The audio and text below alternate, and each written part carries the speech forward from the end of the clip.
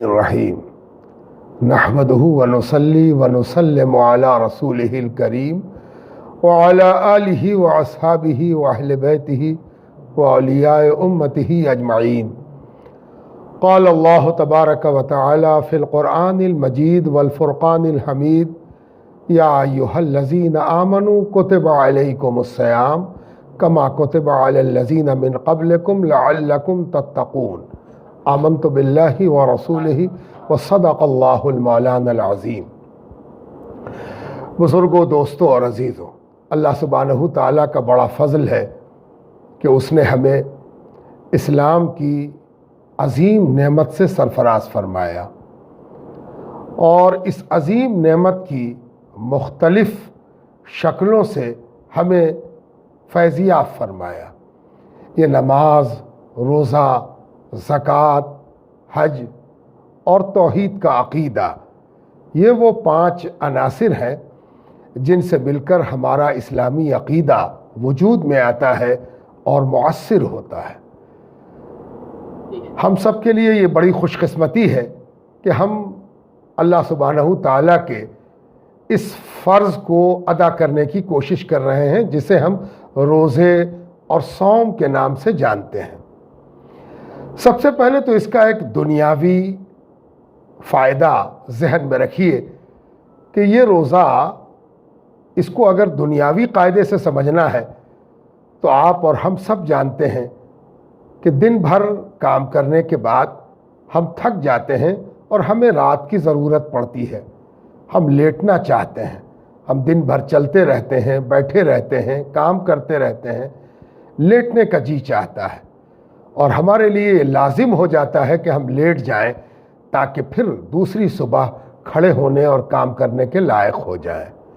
یہ بھی ایک انسانی سچائی ہے کہ ہفتے میں جب ہم 6 دن کام کر کے تھک جاتے ہیں تو 7ویں دن ہمیں آرام کی ضرورت پڑتی ہے، اور پوری دنیا میں یہ طریقہ رائج ہے کہ 6 دن کام کرنے کے بعد 7ویں دن آرام کی خواہش ہوتی ہے، اور وہ صرف خواہش نہیں ہے، ایسنشیلٹی ہے، ہماری ضرورت ہے، ہمارے لیے انیوارج ہے کہ ہم ایک دن آرام کریں تاکہ پھر ہفتے دن کے لیے تیار ہو جائیں۔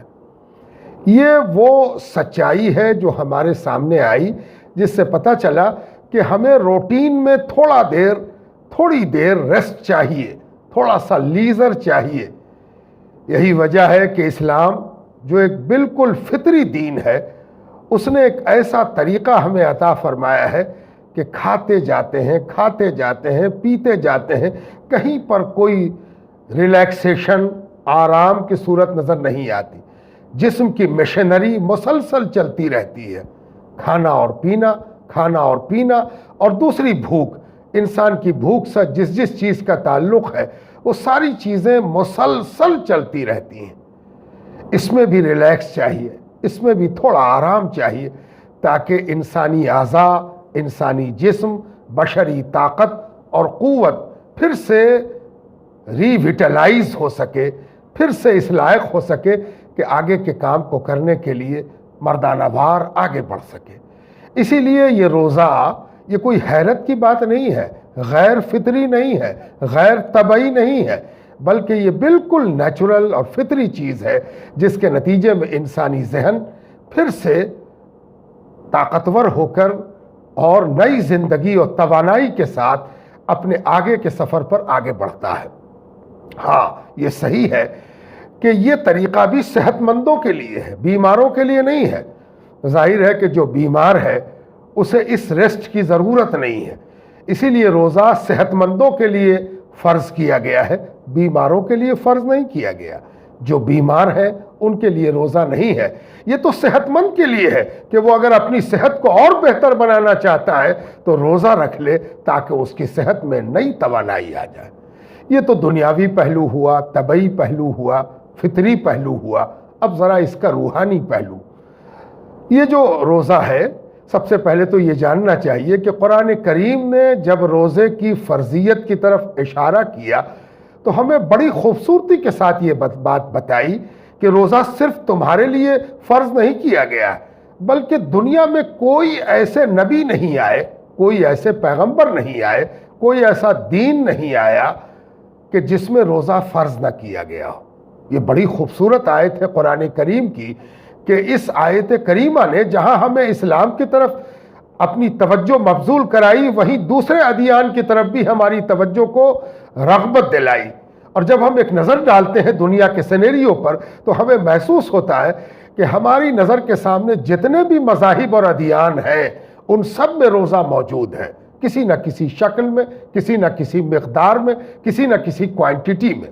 اس سے ایک بات پتہ چلی کہ جب سے یہ بشری دنیا، یہ انسانی سماج قائم ہے، تب سے ہر فلسفہ روزے کی اہمیت انسان کی روحانی ترقی کے لیے، مذہبی ترقی کے لیے، دینی ترقی کے لیے ضروری سمجھتا آیا ہے۔ اور اسی لیے اسلام نے بھی روزے کو فرض کیا ہے، اور روزے کی فرضیت کا کوئی نہ کوئی مقصد ہے، کوئی نہ کوئی مطلب ہے۔ ظاہر ہے کہ وہ مطلب بڑا عظیم ہے، اس لیے کہ 1 ماہ تک اس عبادت کا تسلسل کے ساتھ چلنا یقیناً کسی بڑے نشانے کو حاصل کرنا ہے، کسی نہ کسی بڑے ٹارگٹ کو حاصل کرنا ہے۔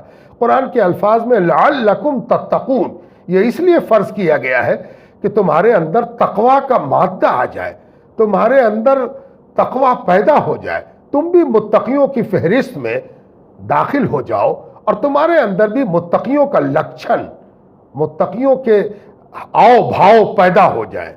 یہ کیا ہے؟ یہ کیا چیز ہوتی ہے؟ متقی ہو جائیں، تقوی پیدا ہو جائے۔ جب اس بات پر ہم غور کرتے ہیں تو ہمیں کسی ڈیفینیشن کی طرف جانے کے بجائے خود روزے کی کیفیت سے یہ پتہ چلانا چاہیے کہ روزے میں کیا ہے جو ہمیں متقی بنا دے گا۔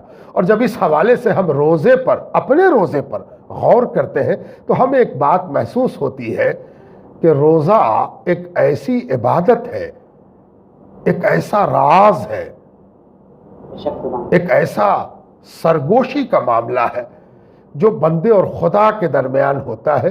اس میں کسی تیسرے کا کوئی دخل نہیں ہے۔ یعنی بات اگر سمجھ میں نہ آئی ہو تو خود اپنا آپ جائزہ لیں گے تو روزہ کے دوران آپ کے زندگی میں، آپ کے شب و روز میں ایسے بہت سے لمحات آتے ہیں جب آپ کسی مقام پر بالکل اکیلے ہوتے ہیں، کوئی دوسرا نہیں، آپ ہیں اور آپ ہیں۔ اس وقت آپ کے دل میں اگر کہیں سے یہ وحشت پیدا ہو کہ ابھی تو کوئی نہیں دیکھ رہا، لاؤ ہم بھر پیٹ پانی پی لیں، حلق سوکھ بھی رہا ہے، بھوک بھی معلوم ہو رہی ہے، ابھی تو کوئی نہیں ہے، لاؤ اپنا فریز کھولتے ہیں اور اس کے اندر سے کچھ سامان نکالتے ہیں، کچھ کھا بھی لیتے ہیں، کچھ پی بھی لیتے ہیں، کوئی دیکھنے والا تو نہیں ہے۔ اسی وقت ہماری روحانیت بیدار ہوتی ہے، ہمیں کچوکے لگاتی ہے اور ہمیں یہ احساس دلاتی ہے کہ ہم نے یہ روزہ لوگوں کے لیے نہیں رکھا ہے، اپنے اللہ کے لیے رکھا ہے، اور وہ ہمیں دیکھ رہا ہے۔ جس کے لیے ہم نے روزہ رکھا ہے وہ ہمیں دیکھ رہا ہے، اور یہی احساس ہمیں اکیلے میں بھی روزے کو ٹوٹنے سے بچاتا ہے، اور یہی احساس دراصل تقوی ہے۔ اسی کو تقوی کہتے ہیں، اور اس احساس کے مالک کو متقی کہتے ہیں۔ یعنی جب فکر الہی پیدا ہو جائے، جب ایک انسان کے اندر یہ احساس پیدا ہو جائے کہ ہمیں اللہ دیکھ رہا ہے اور ہم اللہ کے پرتی جواب دہ ہیں، تو وہ متقی ہے اور اس کے اندر تقوی کی دولت ہے۔ یہاں پر ایک بات اور ذہن میں رہنی چاہیے کہ حضور صلی اللہ علیہ وآلہ وسلم سے ایک بار جبرائیل انسانی صورت میں آ کر یہ سوال پوچھتے ہیں کہ یا رسول اللہ، احسان کیا ہے؟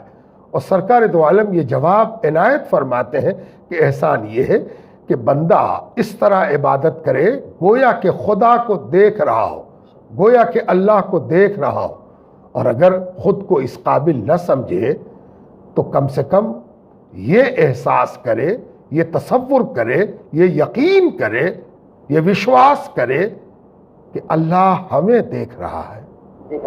یعنی اللہ کو دیکھنے کا احساس یا پھر اللہ کے ذریعے خود کو دیکھنے کا احساس، یہ احسان کی منزل ہے جو عبادت کو بلندیوں تک پہنچا دیتی ہے اور انسان کو محسن بنا دیتی ہے۔ عابد، زاہد اور محسن، مومن، مسلم اور محسن، یہ محسن بننے کا، احسان کے رتبے تک پہنچنے کا مرتبہ ہمیں باضابطہ طور پر رمضان میں حاصل ہوتا ہے۔ ہر روزے دار اس احساس سے گزرتا ہے کہ اللہ سبحانہ تعالی ہمیں دیکھ رہا ہے، اور 40 دنوں تک جو لوگ چلا کرتے تھے ان کے اندر یہ کیفیت اب رچ بس جاتی تھی۔ یہ 30 دنوں تک ہے، یعنی 30 دنوں کی لگاتار کوشش، عجب نہیں کہ ہمارے اندر اس جذبے کو دائمی اور آفاقی بنا دے کہ اللہ سبحانہ تعالی ہمیں دیکھ رہا ہے۔ اور پھر جب یہ جذبہ پیدا ہو گیا تو انسان ملکوتی صفات سے ہمکنار ہو گیا، اور پھر اس کے لیے روحانی ترقی کے بے شمار دروازے کھل گئے۔ ساتھ ساتھ یہ بھی یاد رکھنا چاہیے کہ روزہ چونکہ اللہ اور بندے کے درمیان راز ہے، اسی لیے اس کی جزا بھی راز ہے۔ جب کوئی عمل واضح ہوتا ہے اور اوپن ہوتا ہے، کھلا ہوا ہوتا ہے، اس کی جزا بھی کھلی ہوئی ہوتی ہے۔ کوئی سامان بازار میں بک رہا، آن لائن بک رہا، آپ اس کو دیکھ رہے ہیں، اس کی کوالٹی کو سمجھ رہے ہیں، اس کو چھو بھی سکتے ہیں، اس کو الٹ پلٹ کے دیکھ بھی سکتے ہیں۔ آن لائن آپ اس کی پیمائش بھی جان سکتے ہیں اور اس پر دوسروں کے ریویو بھی دیکھ سکتے ہیں، لیکن اگر کوئی چیز آپ کے سامنے نہ ہو تو اس کی قیمت کیسے طے ہو؟ کون اس کی قیمت طے کرے گا؟ اسی لیے ساری عبادات واضح اور اوپن ہے، اسی لیے اس کی جزا بھی اوپن ہے، واضح ہے، اعلان کی ہوئی ہے۔ روزے کے بارے میں اللہ سبحانہ تعالیٰ نے فرمایا کہ روزہ میرے لیے ہے، یعنی روزہ میرے اور بندے کے درمیان کا راز ہے، اور اسی لیے اس کی جزا بھی یا تو میرے پاس ہے یا میں ہوں۔ اسی لیے حدیث پاک میں اشارہ ہوتا ہے کہ للصائم فرحتان، روزے داروں کے لیے 2 خوشیاں ہیں، 2 فرحتیں ہیں، 2 انعام ہیں، 2 کرم ہے، 2 مہربانی ہے۔ یہ کون 2 کرم ہے، 2 مہربانی کون سی ہے؟ تو حضور پاک علیہ الصلاۃ والتسلیم نے ارشاد فرمایا، پہلی فرحت، پہلی خوشی، پہلا انعام تو تب ہے جب ایک روزے دار دن بھر روزہ رکھ کے افطار کے سامان کے سامنے بیٹھتا ہے، سارا سامان سجا ہوا ہے، بھوک اپنے شباب پر ہے، حلق میں کانٹے پڑ رہے ہیں، کوئی دیکھے یا نہ دیکھے کیا مجال کے ہاتھ بڑھ جائے ادھر، ٹھہرا ہوا ہے، رکا ہوا ہے۔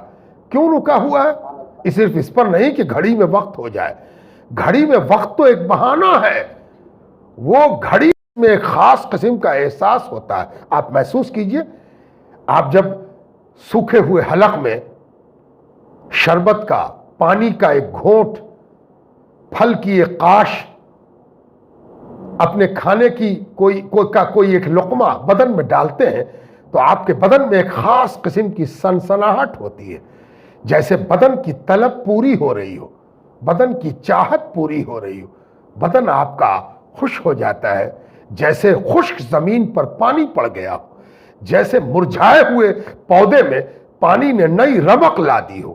تو یہ فرحت جسمانی ہے، یہ فرحت طبعی ہے۔ آپ کو ایک احساس ہوا کہ جان میں جان آ گئی، یہ تو ایک فرحت ہوئی۔ دوسری فرحت کون سی ہے؟ اللہ کے حبیب صلی اللہ علیہ وآلہ وسلم فرماتے دوسری فرحت روزے دار کو تب ہوگی جب اس کے روزے کے نتیجے میں اللہ سبحانہ تعالیٰ کا اسے دیدار ہوگا۔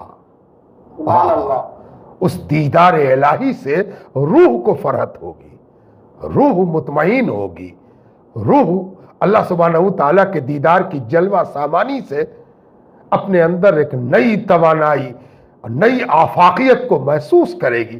وہ فرحت بھی کیا فرحت ہوگی جو ایک روزے دار سے وعدہ ہے، ایک فرحت دے دی گئی ہے، اور جب آدھا وعدہ پورا ہو جائے تو آدھے وعدے پر یقین بھی کامل ہو جاتا ہے۔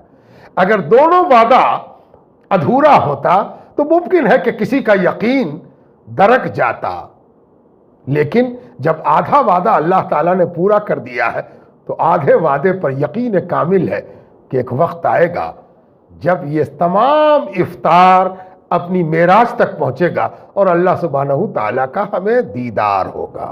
اب آخری بات آج کے نشست کی کہ یہ جو روزہ ہے اس کی عظمت کا ایک راز اور ہے، اور وہ راز یہ ہے کہ جب ایک روزے دار اپنے روزے سے گزرتا ہے، اپنے روزے میں داخل ہوتا ہے، روزہ رکھتا ہے، تو وہ ایک بڑے مرتبے تک پہنچ جاتا ہے، ایک بڑے مقام تک پہنچ جاتا ہے، ایک بڑی کیفیت تک پہنچ جاتا ہے۔ جانتے ہیں وہ کیفیت کیا ہے؟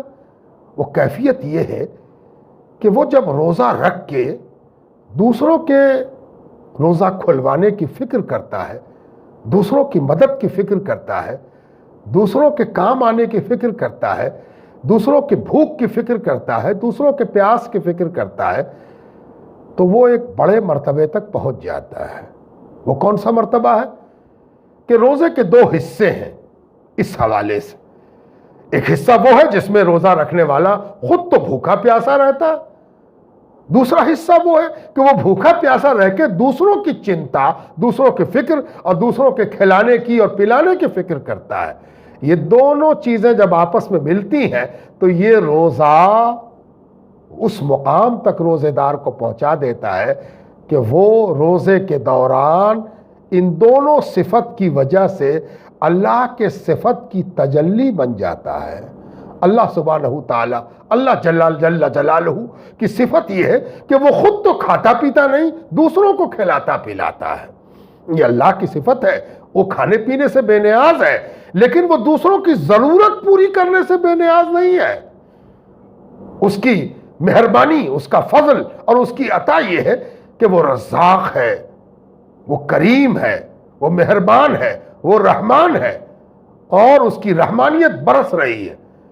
ایسے میں اگر کوئی روزے دار خود تو بھوکا رہے اور دوسروں کے بارے میں چنتا کرے، فکر کرے، کوشاں رہے کہ دوسروں کو کیسے کھلائیں گے، کیسے پلائیں گے، کیسے پہنائیں گے، کیسے اڑھائیں گے، تو وہ یقیناً اپنی اس صفت کے ساتھ اللہ سبحانہ تعالیٰ کے صفت کی ایک تجلی بن گیا ہے، اور یہ روزے دار کے لیے بہت بڑا مرتبہ ہے، بہت اونچا مقام ہے۔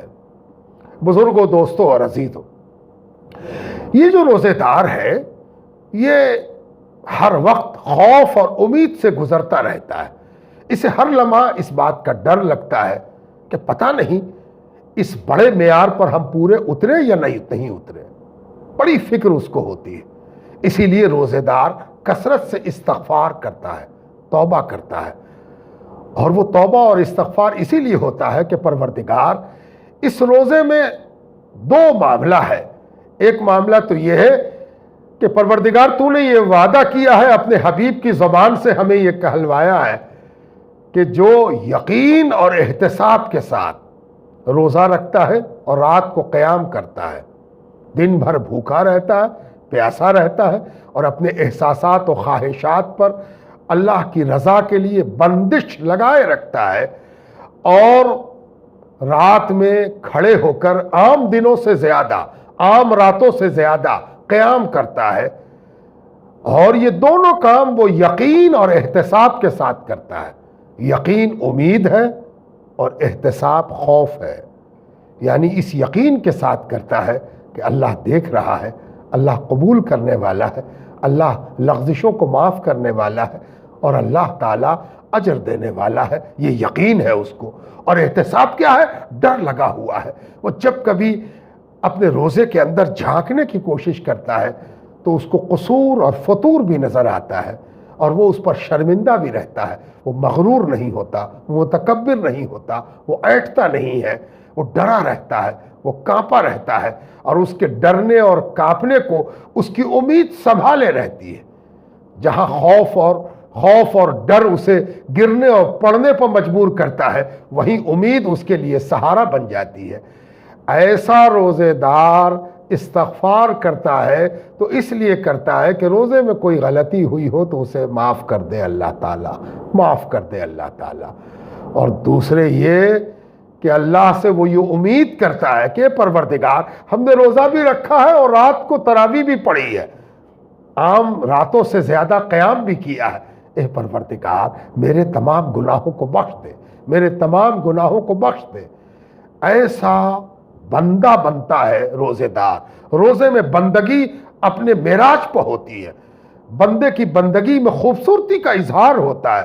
ایسا لگتا ہے کہ بندہ آج سچ مچ بندہ ہو گیا ہے، ऐसे में कभी कभी ऐसा भी होता है कि कोई शख्स किसी वजह से उलझ गया, जोर से बोलने लगा, छेड़ दिया उसने हमको, सफर कर रहे हैं, आजकल लॉकडाउन का मामला है, हम सब शरीयत के हुक्म के तहत और अपनी तिब्बी और मेडिकल ज़रूरत के तहत अपने आप को घर में रखे हुए हैं। ये सिर्फ हुकूमत का हुक्म नहीं है, ये सिर्फ महकमा सेहत का हुक्म नहीं है, ये हमारे नबी की सिखाई हुई तालीम भी है कि जब कहीं महामारी फैल जाए तो क्या करना है, जो जहां है वहीं अपने आप को मुकफ्फल और मुगलक कर ले, ठहरा रहे, रुका रहे। ये नबी ने सिखाया है। तो हम तो अपनी शरई जिम्मेदारी के तहत लॉकडाउन में हैं। ऐसे हालत में हो सकता है कि घर वालों से उलझ जाए, कोई बात ऐसी बोल दे जोर से कि हमें भी गुस्सा आ जाए। जी हाँ, जैसे प्यास लगने पर एक गिलास अगर हम उठा लें और मुंह से ले जाते याद आए कि हम तो रोजा हैं, तो हम कैसे झटके के साथ गिलास रखते हैं। उठाया हुआ लुक़मा अगर याद आ जाए कि हम तो रोजा हैं, तो हम कैसे अपना लुक़मा रखते हैं। ठीक उसी तरह अगर गुस्सा आ जाए तो हमें ये याद आना चाहिए कि हम रोजे से हैं और रोजा रखने वाला आज बंदगी कर रहा है। और जब कोई बंदा बनता है तो उसे गुस्सा ज़ेब नहीं देता, उसे ऊंचा बोलना ज़ेब नहीं देता, उसे उलझना ज़ेब नहीं देता।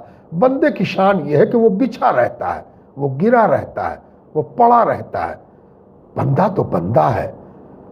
और फिर भी अगर कोई उलझे, फिर भी अगर कोई चाहे कि आज तुमसे लड़ेंगे ही, आज तुमको बोलने पर मजबूर ही कर देंगे, तो एक बड़ा अच्छा कलमा अल्लाह ताला ने सिखाया है। ये रोज़े का कलमा है कि तुम उससे कहो अना साइम। मैं तुम्हारा जवाब दे सकता था लेकिन मैं नहीं दूंगा, इसलिए कि मैं रोज़ेदार हूँ, मैं रोज़ा रखे हुए हूँ। मैं क्या करूँ, माफ़ी मांगता हूँ कि मैं साइम हूँ, मैं रोज़ेदार हूँ। मैं वो नहीं कर सकता जो मैं करना चाहूँ, मैं तो वही करूँगा जो मेरा रब चाहता है, जो मेरे रब के नबी ने सिखाया है, वो आज मैं करूँगा। इसीलिए मैं तुम्हारा जवाब नहीं दे सकता। ये सारी कैफियत जब पैदा होती है तब रोज़े में वो हुस्न पैदा होता है कि फरिश्ते मुड़ मुड़ के देखते हैं कि हम तो रोज़े के मुकल्लफ इस तरह है कि हमें न भूख लगती है न प्यास लगती है। इसे तो भूख भी लगती है और प्यास भी लगती है, तब भी इसका रोज़ा गज़ब का है। और परवरदिगार फरिश्तों को गोया दिखाता है, देखो देखो ये खाने और पीने के हकदार और खाने और पीने के मोहताज, देखो आज अपनी मोहताजी से मेरी रजा का झंडा लेकर किस तरह मुस्तगनी हो गए हैं कि लगता ही नहीं कि ये खाते भी हैं और पीते भी हैं, ये अकड़ते भी हैं और ये लड़ते भी हैं। ये तो रोज़ेदार है, ये सरासर अमन की ज़मानत है, ये दुनिया में अमन और चैन के लिए एक अलामत बन गए हैं। देखो ये कैसे रोज़ा रखते हैं। साथ साथ रोज़ेदार को एक फिक्र और लगी रहती है, और वो ये कि बहुत संभाल के भी हमने काम किया होगा, बहुत ठहर के भी हमने काम किया होगा, तो यकीनन कोई गलती हुई होगी, भूल चूक हो गई होगी। हम तो भूलने वाले लोग हैं, जो चीज़ बहुत संभाल के रखते हैं उसमें भी भूल हो जाती है। इसलिए मुमकिन है कि कोई भूल हुई हो, तो क्या करें, इस भूल चूक को कैसे ठीक करें। कपड़े पर शिकन पड़ जाए तो हम कैसे उस पर आयरन करते हैं, किताबों में अगर कोई सफ़ा मुड़ जाए तो कैसे उसको सीधा करते हैं, कपड़े में अगर कहीं पर कोई छेद हो जाए तो कैसे रफू करते हैं। उसी तरह अगर मेरे रोज़े में भी कोई छेद हो गया हो, कोई दरार पड़ गई हो, कोई खराश पड़ गई हो, कोई दाग लग गया हो, कोई धब्बा लग गया हो, तो कैसे दूर होगा। क्या दीन काम करो, तुम अपने रोज़े का सदका निकालो, सदका निकालो। इस रोज़े का सदका निकाल के उन भूखे और प्यासे, गरीब, मोहताज, ज़रूरतमंद, मांगने वाले और नहीं मांगने वालों तक सदक़े फित्र पहुंचा दो। ये तुम्हारा निकाला हुआ सदका जैसे ही उन नादारों की मिल्कियत बनेगा, जैसे ही उनको तुम्हारा ये दान पहुंचेगा और वो इस दान के नतीजे में नादार नहीं रहेंगे, मोहताज नहीं रहेंगे, तो यकीन जानो कि वो तुम्हारे रोज़े की टूट फूट सही कर दी जाएगी, तुम्हारे रोज़े का रफू कर दिया जाएगा, तुम्हारा रोज़ा सेहतमंद हो जाएगा।